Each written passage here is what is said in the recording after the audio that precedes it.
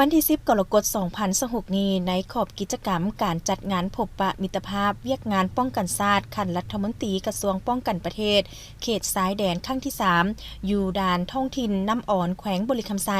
สาธารณรัฐประชาธิปไตยประชาชนลาวและด่านแทงถุยสาธารณรัฐสังคมยมเวียดนามครั้งที่3จัดขึ้นอยู่เบื้องเวียดนาม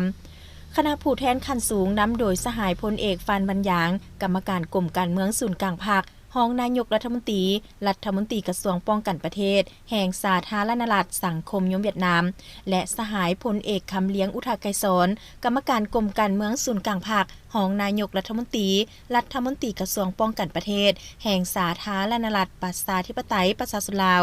ได้เข้าวางพวงมาลาอยู่บ้านเกิดของประธานโฮจิมินห์ผู้นำที่ยิ่งใหญ่ของประชาชนเวียดนามที่บ้านกิงเลียนเมืองน้ำดานแขวงเงอานคณะผู้แทนของสองประเทศได้ร่วมวางพวงมาลาเพื่อแสดงความเคารพฮู้บุญคุณต่อคุณงามความดีและระลึกถึงผลงานอันยิ่งใหญ่ของประธานโฮจิมินห์ผู้ที่อุทิศตนเพื่อต่อสู้กู้ชาติสร้างประเทศชาติและวางรากฐานให้แก่สายพัวพันมิตรภาพพิเศษลาวเวียดนาม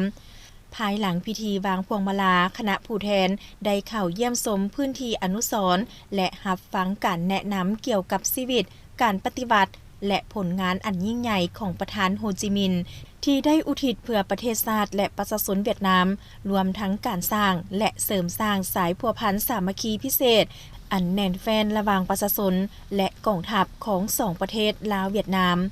ในขอบกิจกรรมดังกล่าวบ่เพียงแต่สะท้อนให้เห็นถึงความเคารพต่อผู้นำยิ่งใหญ่ของประชาชนเวียดนามเท่านั้นแต่ยังเป็นการยืนยันถึงความมุ่งมั่นของสองกระทรวงป้องกันประเทศในการสืบทอดอนุรักษ์และพัฒนาสายพัวพันมิตรภาพอันยิ่งใหญ่ความสามัคคีพิเศษและการร่วมมืออย่างรอบด้านระหว่างสองประเทศให้นับมือแน่นแฟ้น